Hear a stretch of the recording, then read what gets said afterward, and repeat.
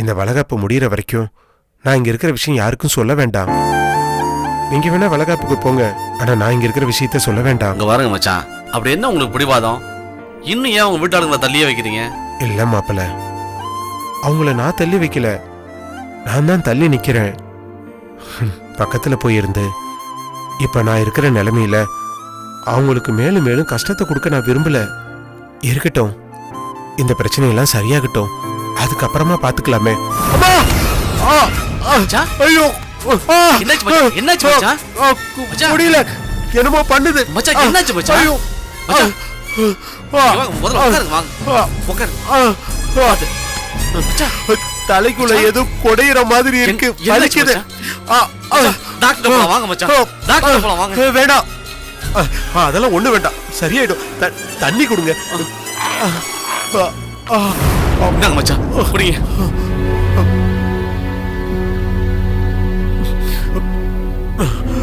மச்சான் இப்ப எப்படி இருக்கு மச்சான்? பரவாயில்லையா? பரவாயில்ல, காலையில இருந்தே இப்படிதான். அப்பப்ப தலை வலிக்குது, தலை சுத்துது. அந்த நேரம் நான் கண்ணு முழிச்சிருந்தா கூட என் கண்ணுக்கு முன்னாடி என்ன நடக்குது, என்ன எதுனே ஒண்ணுமே தெரிய மாட்டேங்குது. எனக்கு அப்படியே தலைக்குள்ள புழு நெளிகிற மாதிரியே இருக்கு. என்ன மச்சான், என்னென்னமோ சொல்றீங்க? ஆமா மாப்பிள்ள, அந்த நேரத்துல நான் ஏதோ பாக்குறேன், ஏதோ கேக்குறேன். ஆனா பார்த்தது கேட்டது எல்லாமே கனவுல நடந்த மாதிரியே இருக்கு. ஏதோ வண்டியில ஏறி உட்கார்ந்த மாதிரி இருந்துச்சு. இன்னைக்கு கூட உங்களை பார்த்த மாதிரி இருந்துச்சு. ஆனா அது நீங்க தானான்னு எனக்கு தெரியல. என்ன பாத்தீங்களா? எங்க பாத்தீங்க? காலையில 11 மணிக்கு கிழக்கு வாசல் கோபுரம் வழியா. ஆனா உண்மையாவே நான் அந்த இடத்துல இருந்தேனா, நான் உங்களை பார்த்த நானு எனக்கு உறுதியா தெரியல. ஞாபகம் அப்படியே தட்டி போகுது. மச்சான் நீங்க என்னதான் மச்சான் பாத்திருக்கீங்க? நீங்க சொன்ன டயத்துக்கு சொன்ன இடத்த வழியா நான் தான் மச்சான் போனேன். நீங்க என்ன அப்பவே கூப்பிட்டுருக்கலாம், ஏன் கூப்பிடாம விட்டீங்க? நான் பார்த்தது உங்களை தானே, தெரிஞ்சாதானே கூப்பிடறதுக்கு. நான் தான் சொல்றேன்ல, எனக்கு ஞாபகம் தட்டி போகுதுன்னு. அந்த நேரத்துல நான் யாரை பார்க்கறேனே தெரிய மாட்டேங்குது. இப்ப நான் உங்களை பார்த்ததுக்கும் காலையில நான் உங்களை பார்த்ததுக்கும் வித்தியாசம் இருக்கு. இப்ப பார்க்கும்போது நான் பார்க்கறது உங்களை தானே தெளிவா பார்க்கறேன். ஆனா காலையில உங்களை பார்த்தப்ப எனக்கு எந்த தெளிவுமே இல்ல. அப்புறம் கொஞ்ச நேரம் கழிச்சு ஏதோ ஒரு கனவு கண்ட மாதிரி பார்த்ததெல்லாம் வரிசையா ஞாபகம் வருது. அப்படி வரும்போது அது கனவா நிஜமானே எனக்கு தெரியல. மச்சான் நீங்க சொல்றத பார்த்தா எனக்கு ரொம்ப சீரியஸா தெரியுது மச்சான். நம்ம காரைக்குடிக்கு தகவல் சொல்லிட்டு மதுரைக்கோ இல்ல சென்னைக்கோ போய் நல்ல டாக்டர் பார்த்து காமிச்சிடலாம் மச்சான். இல்ல மாப்பிள்ள, நான் சொல்றத கேளுங்க ப்ளீஸ். இப்ப யாருக்கிட்டையுமே எதுவுமே சொல்ல வேண்டாம். நாளைக்கு நல்லபடியா வளகாப்பு முடியட்டும், அதுக்கப்புறமா சொல்லிக்கலாம். அலறு இந்த குடும்பத்துக்காக எல்லா சந்தோஷத்தையும் விட்டு கொடுத்தவ. அவளுக்கு இந்த சின்ன சந்தோஷமாவது கிடைக்கட்டுமே, அதை நான் கெடுத்ததா இருக்க வேண்டாம். நாளைக்கு ஒரு நாள் தானே, அதுக்குள்ள எனக்கு ஒன்றும் ஆயிடாது. யாருக்கும் எதுவும் சொல்லாம அமைதியா இருங்க. இல்ல மச்சான், மகாவுக்கு மட்டுமோ தகவல் சொல்லிடலாமே. நான் தான் சொல்ல வேண்டான்னு சொல்றேன்ல. மகா கிட்ட சொன்னீங்கன்னா அவ எல்லார்கிட்டையும் சொல்லிடுவா. நீங்க அப்படி மகா கிட்ட சொல்றதா இருந்தா சொல்லிடுங்க. நான் இப்பவே கிளம்பி போறேன். என்ன மச்சான் நீங்க எங்கேயும் போவானா? நீங்க சொன்ன மாதிரியே வளகாப்ப முடிகிற வரைக்கும் நான் யாருக்கிட்டையும் சொல்ல மாட்டேன். நீங்க இங்கேயே படுத்து ரெஸ்ட் எடுங்க மச்சான், படுங்க.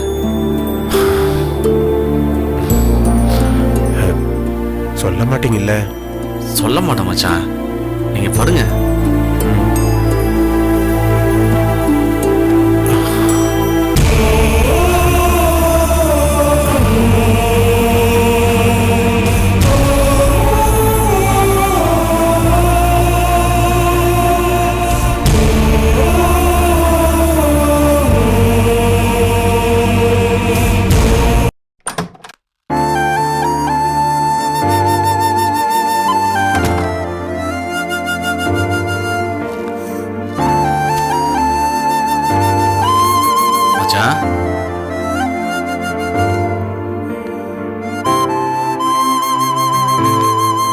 மச்சான்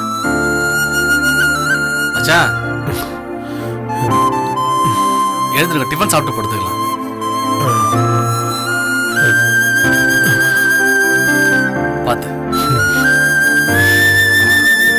என்னாச்சு? தலைவலி குறைஞ்சிருக்கா மச்சான்? பரவாயில்ல, ஆனா மண்டைக்குள்ள ஏதோ குடைச்சல் கொடுக்கற மாதிரியே இருக்கு. நமங்குது, என்னன்னே தெரியல. என்ன மச்சான் திடீர்னு மண்டையில ஏதாச்சும் அடிக்கடி பட்டுச்சா? அந்த நாச்சு முத்த அடிச்சிட்டா மாப்ள. என்ன மச்சான்? எப்போ? நேத்து ராத்திரி. எப்படி மச்சான்? அவன் உங்களை அடிக்கணும்? நீங்க அவங்ககிட்ட தானே உதவி கேட்டு போனீங்க. அவனும் உங்களை அவன் வீட்டுல தங்க வச்சிருந்தானே மச்சான். போலீஸ் தேடும் போது கூட பிரசாத்துக்கு உதவி செய்யலாம் நினைச்சேன் அப்படின்னு இப்பவும் சொல்லிட்டு இருக்கான் மச்சான். உதவி செய்யறதுக்குள்ள நீங்க தான் அவசரப்பட்டு அன்னதாண்டவத்தை கொலை பண்ணிட்டீங்கன்னு வேற சொல்லிட்டு இருக்கான் மச்சான். அவன் திருட மாப்ள. என் 4 கோடி ரூபாய் பணத்தை திருட. அது மட்டும் இல்ல, அந்த பணத்தை அனுபவிக்கிறதுக்கு நான் தடையா வந்துடக்கூடாதுங்கிறதுக்காக அந்த அன்னதாண்டவத்தை கொலை பண்ணி அந்த பழி என் மேல தூக்கி போட முயற்சி பண்ண துரோகி, களவாணி பையன். அன்னதாண்டவம் கொலை விஷயத்துல என்னதான் மச்சான் நடந்துச்சு? எல்லாமே தப்பு தப்பா நடந்து போச்சு மாப்பிள்ள. எனக்கு தான் புரிஞ்சுக்க தெரியல. நான் புரிஞ்சுக்கிறதுக்குள்ள காரியம் வேற மாதிரி நடந்துருச்சு. அன்னதாண்டவத்தை புடிச்சு பணத்தை வாங்கி தரேன்னு சொல்லி அந்த நாச்சு முத்து என்ன குற்றாலத்துக்கு கூட்டிட்டு போனான். அங்க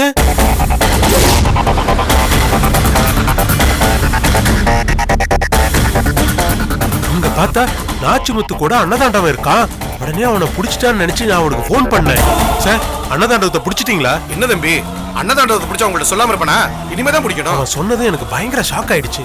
அப்பதான் தெரிஞ்சது இவன் ஒரு பெரிய ஃப்ராடுன்னு. அதுக்கப்புறம் நான் அவனை ஃபாலோ பண்ண ஆரம்பிச்சேன்.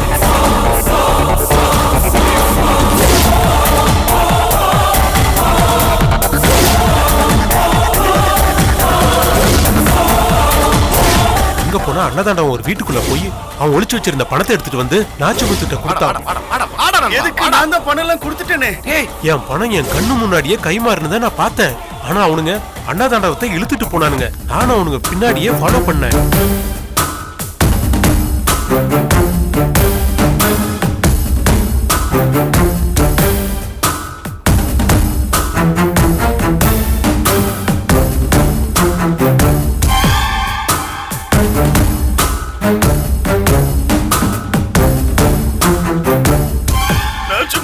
நான் தான் எல்லா பணமும் கொடுத்துட்டேனடா, என்ன விட்டுடுடா.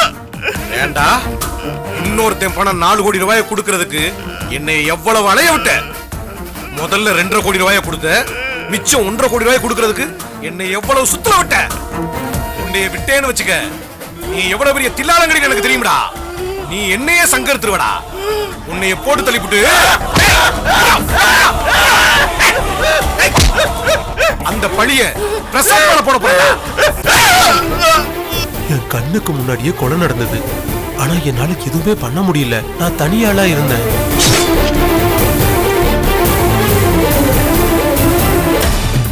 கொஞ்ச நேரத்துல என் பின்னாடி வந்து ஒருத்தன் தலையில அடிச்சிட்டான். நான் அப்படியே மயக்கம் போட்டு விழுந்துட்டேன்.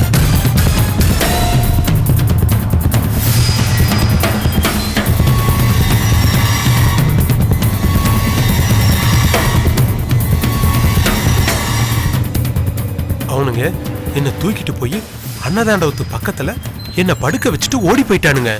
அந்த கத்தியும் பக்கத்துல வச்சுட்டாங்க. ஏன்னா போலீஸ் பார்வையில நான் தான் அன்னதாண்டவத்தை கொலை பண்ணணும்னு நினைக்கணும்னு இந்த மாதிரி பண்ணிருக்காங்க. எனக்கு அப்ப தெரியல. கொஞ்ச நேரம் கழிச்சு நான் கண்ணு முடிச்சு பார்த்தப்ப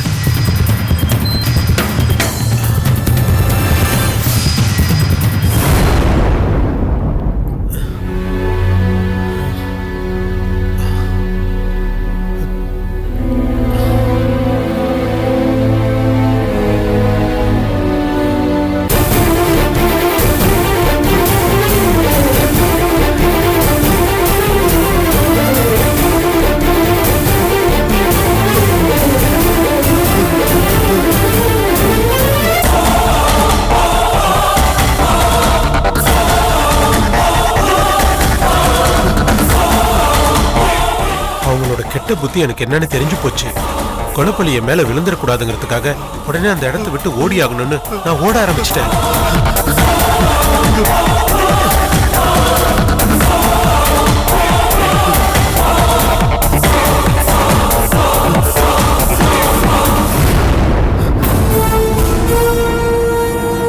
என்ன மச்சான் அது?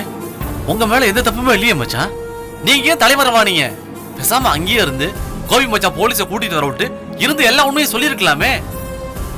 நீங்க தலைமறைவான கேப்ல அந்த நாச்சி முத்து உள்ள பூந்து குட்டை குழப்பி கடைசியில பழிய உங்க மேல போட்டானே. நான் ஏன் அப்படி பண்ணேன்னு எனக்கே புரியல. ஏதோ புத்தி கிட்ட போய் இந்த மாதிரி பண்ணிட்டேன். தப்பா போச்சு. இனிமேல் எப்பவுமே சரி பண்ண முடியாத அளவுக்கு பெரிய தப்பா போச்சு. அப்படி இல்ல மச்சான், அப்படி ஏன் நினைக்கிறீங்க? சரி பண்ணலாம். சரி பண்ண முடியாத விஷயம் எதுவுமே இல்ல. அதுவும் நீங்க எந்த தப்புமே பண்ணாம இருக்கும்போது ஏன் இதை சரி பண்ண முடியாது? உங்களுக்கு ஒரு விஷயம் தெரியுமா? அன்னதாண்டவ கொலை விஷயத்துல நீங்க சொல்ற எந்த தகவலுமே கோபி மச்சானுக்கு தெரியாது.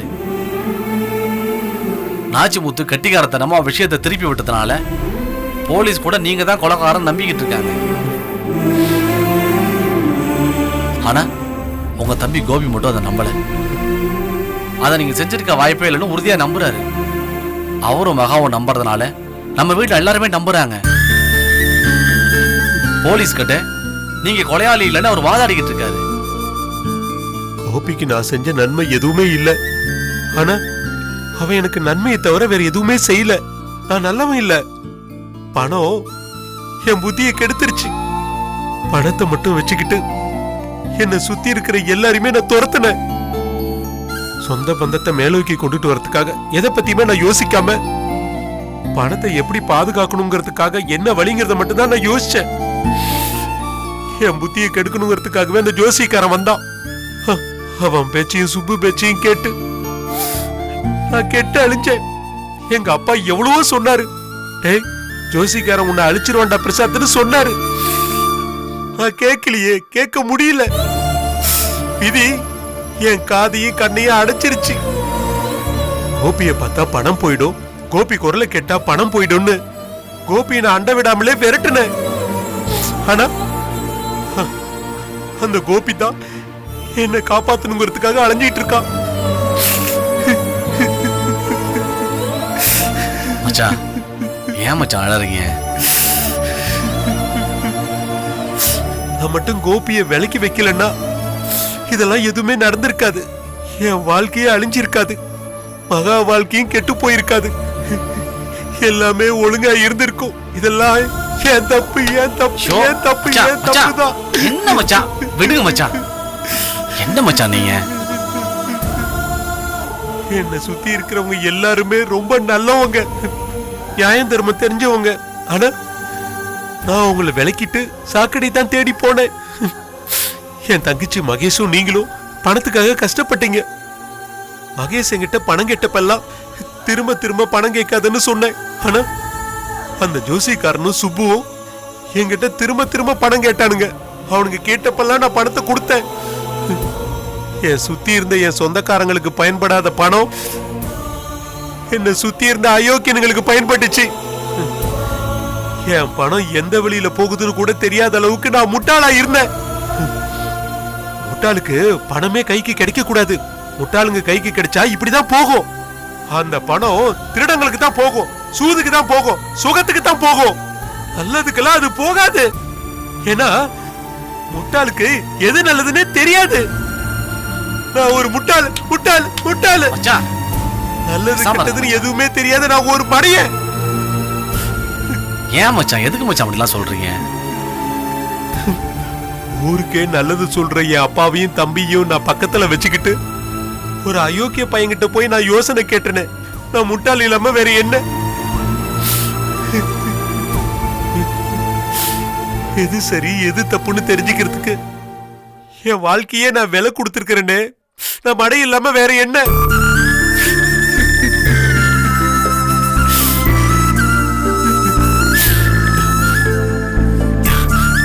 எனக்கு நீங்க ஒரு உதவி செய்யணும். கண்டிப்பா செய்யறேன் மச்சான். என்ன செய்யணும்னு சொல்லுங்க, இப்பவே செய்யறேன். இப்ப வேண்டாம், நாளைக்கு செய்யுங்க. அதுவும் வளகாப்பெல்லாம் முடிஞ்சதுக்கு அப்புறம் நீங்க செஞ்சீங்கன்னா போதும். என்ன செய்யணும் மச்சான்? என் தம்பி கோபிக்கு போன் பண்ணி, மச்சான் உங்க அண்ணன் பிரசாத்துக்கு புத்தி வந்துருச்சுன்னு சொல்லணும். எங்க அப்பா கிட்ட, மாமா நீங்க சொன்ன மாதிரியே பணம் போன அதிர்ச்சியில பிரசாத்துக்கு மூளை தெளிஞ்சிருச்சுன்னு சொல்லணும். எனக்கு கோபிய பார்க்கணும் மாப்பிள்ள. என் தம்பியை நான் பார்க்க மாட்டேன் பேச மாட்டேன்னு ஒதுக்கி ஒதுக்கி வச்சனே, அந்த தம்பிய நான் பார்க்கணும், அவனோட பேசணும், என்ன மன்னிச்சுக்கிட்டான்னு அவங்ககிட்ட நான் கேட்கணும். கண்டிப்பா அவங்கள பார்க்கலாம், பேசலாம். நீங்க மட்டும் சரின்னு சொல்லுங்க. இப்பவே காரைக்குடி கூட்டிட்டு போய் கோபி மச்சான் கூட உங்களை நான் சேர்த்து வைக்கிறேன். இல்ல இப்ப இல்ல, நாளைக்கு. சரி மச்சான், நாளைக்கே பாத்துக்கலாம். கோபி என்ன மன்னிச்சிருவான், என்ன பெத்த அப்பாவும் என்ன மன்னிச்சிருவாரு. என்ன வளர்த்த அப்பா தான் என்ன மன்னிப்பாருன்னு தெரியல. அவரு வளர்த்த வளர்ப்ப நான் தப்பான வளர்ப்பா ஆக்கிட்டேன். என் மூஞ்ச பார்க்க மாட்டேன்னு சொல்லிட்டு போயிட்டாரு. மச்சான், நீங்க எதையும் நினைச்சு போட்டு குழப்பிக்காதீங்க. வீட்டுல யாருக்குமே உங்க மேல எந்த கோபமும் கிடையாது. எல்லாருமே நீங்க நல்லபடியா திரும்பி வந்தா போதும் தான் எதிர்பார்த்துக்கிட்டு இருக்காங்க. உங்களுக்கும் உங்க குடும்பத்துக்கு நடுவுல இருக்கிறது இன்னைக்கு ஒரு ராத்திரி, நாளைக்கு ஒரு பகல், அவ்வளவுதான். இந்த கண்ணி இருக்கலாம், நாளைக்கு முடிவு தெரிஞ்சிடும். சாப்பிட்டுட்டு நிம்மதியா தூங்குங்க மச்சான். எல்லாத்தையும் நாளைக்கு பார்த்துக்கலாம். வாங்க மச்சான், வந்து சாப்பிடுங்க வாங்க. அட வாங்க மச்சான்.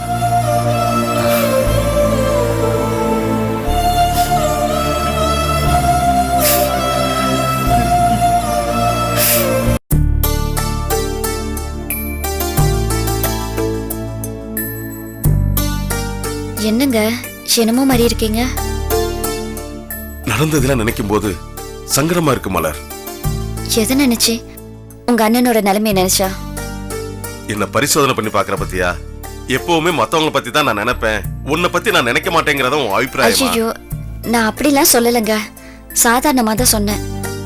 என்னை பத்தி நினைக்கிறதுக்கு இப்ப என்னங்க இருக்குது? மலர், எங்க அம்மா வர வர உன் விஷயத்த நடந்துக்கிறது எனக்கு ரொம்ப சங்கடமா இருக்கு மலர். சாதாரணமான விஷயத்த, ஒண்ணுமே இல்லாத ஒரு விஷயத்த பேசி பேசியே பெருசாக்கிறாங்க. அது பெருசாக்குனதுல எங்க அம்மாக்கும் தானே பங்கு இருக்கலாம். ஆனா எங்க அம்மா ஏன் இப்படிலாம் பேசணும்? இவ்வளவு நாள் நல்லா தானே இருந்தாங்க, திடீர்னு என்ன நினைச்சுப்ப?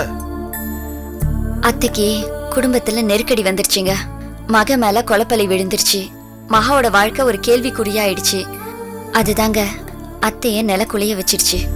மலர், நம்ம எல்லாருமே நில குளிஞ்சு போய் தானே இருக்கோம். அதுக்காக நம்ம எல்லாம் இப்படியா பேசிட்டு இருக்கோம்? இங்க பாருங்க, நெருக்கடி வரும்போதெல்லாம் நாக்கு பெறலதான் செய்யும். அது மனுஷனோட இயல்பு. இப்ப நானே வழியில உங்ககிட்ட சீரலையா, அப்படித்தானே இதுவும். இங்க பாரு மலர், எப்படிப்பட்ட கஷ்டமான சூழ்நிலையும் எப்படிப்பட்ட நெருக்கடியான நிலைமை வந்தாலும் நம்ம குணத்தை மாத்திக்க கூடாது. அப்படித்தான் இருக்கணும். நீங்க சொல்றது சரிதாங்க, ஆனா அது ரொம்ப கஷ்டம். மலர், இப்ப எங்க அம்மாவோட பேச்சு, நடவடிக்கை, இதெல்லாம் உனக்கு கஷ்டமா இல்லையா? அவங்க பேசும்போது ஒரு மாதிரி நடந்துக்கும் போது கஷ்டமா தான் இருக்கும். ஆனா கொஞ்சம் நிதானமா யோசிச்சு பார்த்தா கோவம் எல்லாம் போயிடுங்க. அது மட்டும் இல்லாம அடுத்தடுத்து பிரச்சனை வந்தா அவங்களும் என்னதான் பண்ணுவாங்க. அதோட அத்தையோட இயல்பு ஏத்தமாவும் இறக்கமாவும் இருக்கிறது தானுங்க. திடீர்னு கோவப்படுவாங்க, திடீர்னு சிரிப்பாங்க. ஏன் உங்க விஷயத்தையே எடுத்துக்கோங்க. பிரசாத் அத்தானுக்காக உங்களை வீட்டை விட்டு வெளியில போக சொன்னாங்க. அதுக்கப்புறம் உங்களுக்காக பிரசாத் அத்தானே வேணான்னு சொன்னாங்க. அந்தந்த நேரத்துல அவங்களுக்கு எது சரின்னு படுதோ அதுதான் செய்வாங்க. அதுதானுங்க அவங்க கேரக்டர். மாமா மாதிரி எல்லா நேரத்திலும் ஒரே மாதிரி இருக்கிற ஆளு அவங்க இல்லல. மலர், என்னை விட எங்க அம்மாவை நீ நல்லா புரிஞ்சு வச்சிருக்க. ஆனா என்னால செய்ய முடிஞ்சது என்ன தெரியுமா? எங்க அம்மா பேசுனதுக்காக நான் உங்ககிட்ட மன்னிப்பு கேட்டுக்க முடியும். என்னங்க நீங்க இப்ப எதுக்கு மன்னிப்பு எல்லாம் கேட்டுட்டு இருக்கீங்க? எங்க அம்மாவும் தான் பேசுனாங்க, அதுக்காக நான் என்ன உங்ககிட்ட மன்னிப்பு கேட்டேனா? பேசாம இருங்க. சரி, அதெல்லாம் விடுங்க. இப்ப நான் கேக்குறதுக்கு பதில் சொல்லுங்க. சொல்லு. நாளைக்கு வளகாப்பு முடிஞ்சு சென்னை எங்க அம்மா வீட்டுக்கு கூட்டிட்டு போயிடுவாங்க. ஆமால. அதுக்கப்புறம் குழந்தை பிறக்கிற வரைக்கும் நான் அங்கதான் இருக்கணும். ஆமால. நான் அங்க இருக்கும்போது நீங்க தினமும் என்ன வந்து பாக்கணும். கண்டிப்பா வந்து பாப்பேன். தினமும் ஒரு வேளையாச்சும் என் கூட நீங்க சாப்பிடணும். அது எப்ப வேணாலும் ஓகே. காலையிலயோ மதியானமோ ராத்திரியோ, அது உங்க வேலையை பொறுத்து இருக்கு. ராத்திரி நீங்க வந்தீங்கன்னா மொட்டை மாடியில உட்காந்துட்டு நீங்க, நானும், பாப்பா 3 பேரும் நிலா சோறு சாப்பிடலாங்க. பாப்பாவா? பாப்பா எங்க வந்துச்சு? அது இன்னும் பிறக்கவே இல்லையே. பொறுக்கலன்னா என்ன, வயித்துக்குள்ள இருக்குல்ல. வயித்துக்குள்ள உட்காந்துட்டே எனக்கு பசிக்குது, எதையாவது சாப்பிட்டு எனக்கும் சாப்பாடு அனுப்பு அப்படின்னு மூளைக்கு மூளை உதைச்சிட்டே இருக்குங்க. வேணா கை வச்சு பாருங்களேன். ஆமா உதஞ்சிட்டே இருக்கு. அப்பனா பாப்பாக்கு இப்ப பசிக்குதா? இல்ல, நான் உங்ககிட்ட சொன்னதெல்லாம் ஆமான்னு சொல்லுது. ஓ ஏய் மறுபடியும் உதைக்குது. இதுக்கு என்ன அர்த்தம்? அம்மா சொல்றதெல்லாம் ஒழுங்கா செய்டா அராத்துன்னு சொல்லுது. என்ன பாப்பா கெட்ட பாப்பாவா இருக்கு? அப்பாவை கொஞ்சம் கூட மரியாதை இல்லாம வாடா போடான்னு பேசுது. வாடா போடான்னு பேசுனதெல்லாம் பாப்பா இல்ல, அவங்க அம்மா. பாத்தீங்களா, என்னைக்காவது ஒரு நாள் ஒரு தடவை உன்னை நான் வாடி போடின்னு பேசிருக்கேனா? ஆனா நீ சர்வசாதாரணமா வாடா போடான்னு பேசுற. ஆமா, என்ன பாக்குறதுக்கு நீங்க கரெக்டா வரலன்னா நான் அப்படிதான் சொல்லுவேன். கரெக்டா வந்துட்டனா? அப்பவும் அப்படிதான்டா சொல்லுவேன். இது சூப்பர். சரி, இப்ப எனக்காக நான் சொல்றத நீங்க கேட்கணும். ஏய் எப்பவுமே நான் அதை தானே செஞ்சிட்டு இருக்கேன். நீ சொல்றதானே செஞ்சிட்டு இருக்கேன். ஆமா, போன் பண்ண உடனே ஹாஸ்பிடல்ல வந்து நின்னுட்டீங்கல்ல.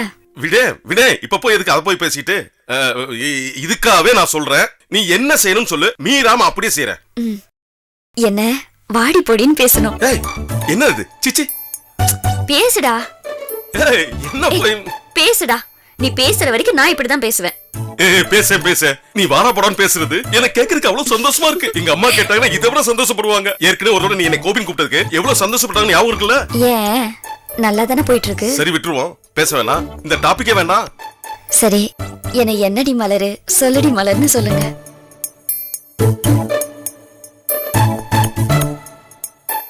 இங்க பாரு மலர், நான் கோபத்தோட உச்சத்துல எவ்வளவு இருந்தாலும் சரி, உன் மேல எவ்வளவு ஆத்திரம் இருந்தாலும் சரி, உன் கூட எவ்வளவு சண்டை போட்டாலும் சரி, என்னைய மறந்தும் கூட உன்னை வாடி போடின்னு பேசிடக்கூடாதுன்னு நினைக்கிறேன்.